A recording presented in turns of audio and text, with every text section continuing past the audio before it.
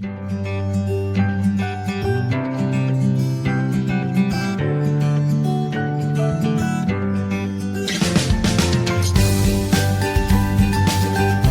dear students, I am Pratiksha. Welcome to my channel Pragya, a new initiative of wisdom.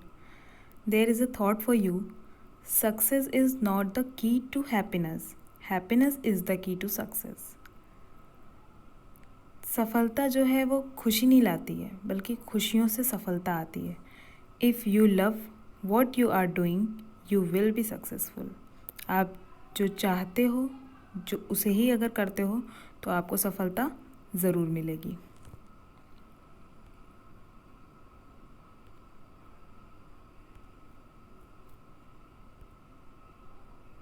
So today's topic is types of asexual reproduction.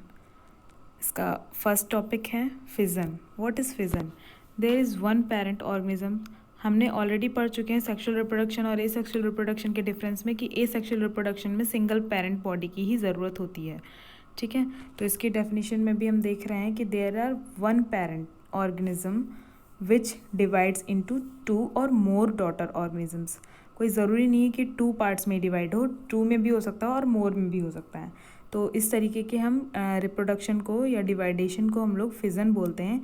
It has many types like binary fission, multiple fission and plasmotomy. तो fission में हमने देखा कि one parent body से या तो फिर to parts में या फिर मैनी पार्ट्स में अगर डिवीज़न होता है तो इसे हम लोग फिजन कहते हैं. और ये बहुत सारे टाइप्स का होता है. बहुत सारे क्या, 3 मान के चलते हैं. Binary fission, multiple fission and plasmotomy. Okay,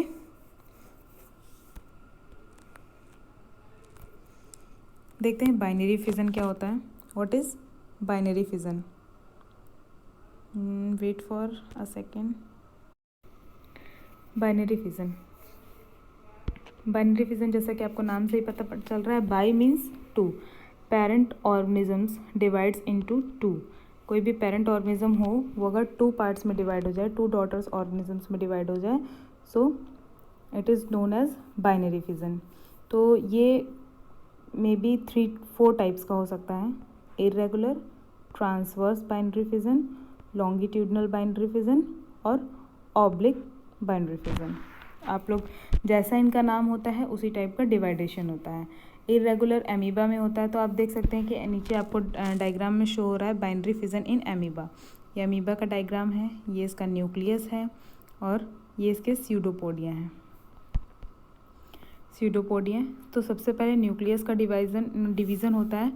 तो यहाँ पर आप देख रहे हैं न्यूक्लियस डिवाइड हो रहा है. फिर धीरे धीरे न्यूक्लियस के साथ में उसकी बॉडी भी जो है वो डिवाइड होने लगती है.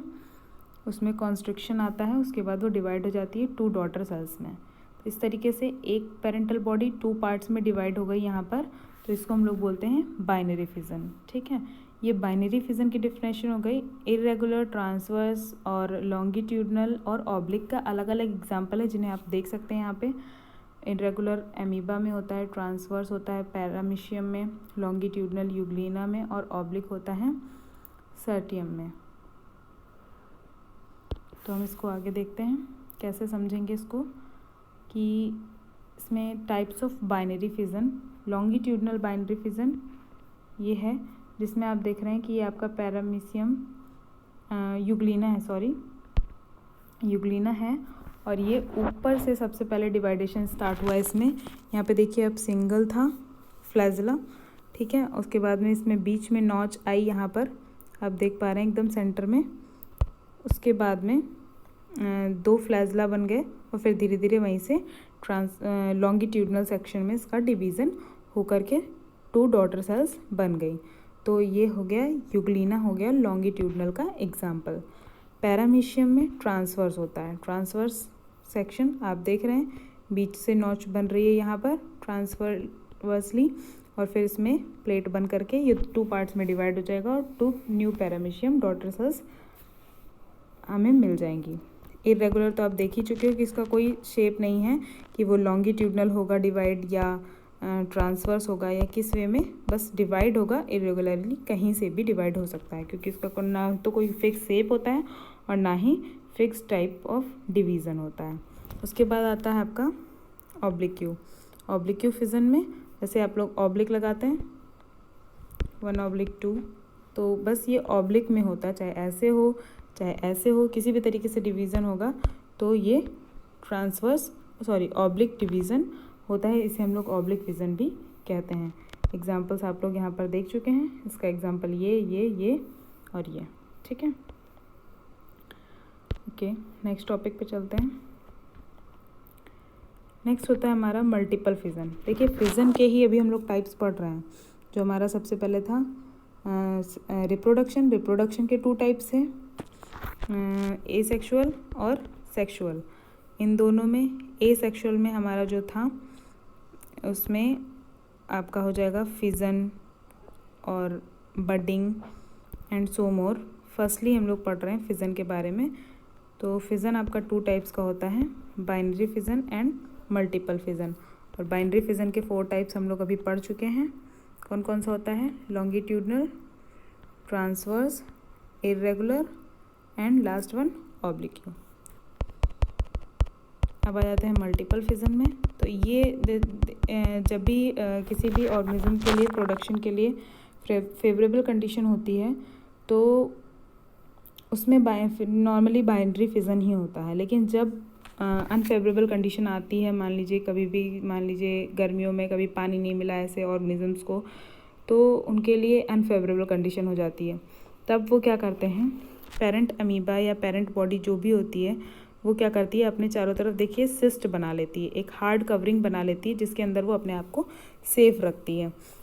और उसमें एक न्यूक्लियस से बहुत सारे न्यूक्लियस अमीबाई प्रेजेंट हो जाते हैं।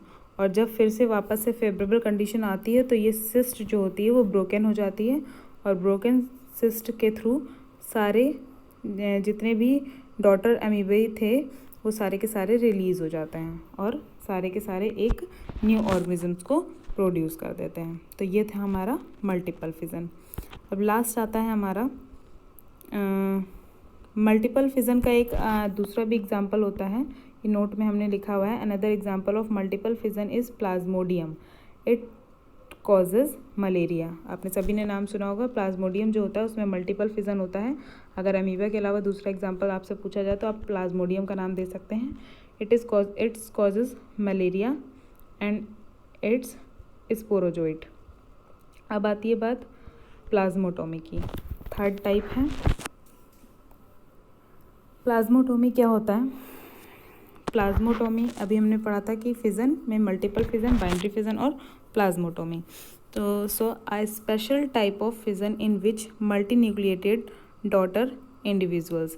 इसके जो एग्जांपल्स हैं देख सकते हैं आप, पेलोमाइक्सा ओपैलिनिड्स हैं। देख लेते हैं इसका कैसे क्या होता है। ये है आपको प्लाज्मोटोमी, ये दिखा रहे हैं हम लोग। A special type of fission in which multi nucleate protozoan divides into 2 और more multi nucleated daughter individuals. Means इसमें जितने भी न्यूक्लियस आपको दिख रहे हैं उतनी ही डॉटर सेल्स बन जाती हैं। प्लाज्मो दोनों में डिफरेंस क्या है देखिए, बाइनरी फिज़न तो एकदम अलग है। फिर मल्टीपल फिज़न और प्लाज्मोटोमी में क्या डिफरेंस है कि मल्टीपल फिज़न में एक ही न्यूक्लियस था, उसी का डिवीज़न होते गया और उसके बाद में बहुत सारे ऑर्गेनिजम्स रिलीज़ हुए, ठीक है। लेकिन वो अनफेवरेबल कंडीशन में हो रहा था, वहाँ पर एक ही न्यूक्लियस था। यहाँ पर कई सारे न्यूक्लियस हैं और जितने भी न्यूक्लियाई हैं सबसे एक एक न्यू इंडिविजुअल डॉटर सेल्स बन रही हैं। देखिए आप इसमें एक न्यूक्लियस में कितनी सारी बन रही हैं। ओके, तो ये है हमारा प्लाज्मोटोमी। इसका एग्जांपल्स पेलोमाइक्सा ओपैलिनिड्स। ओके।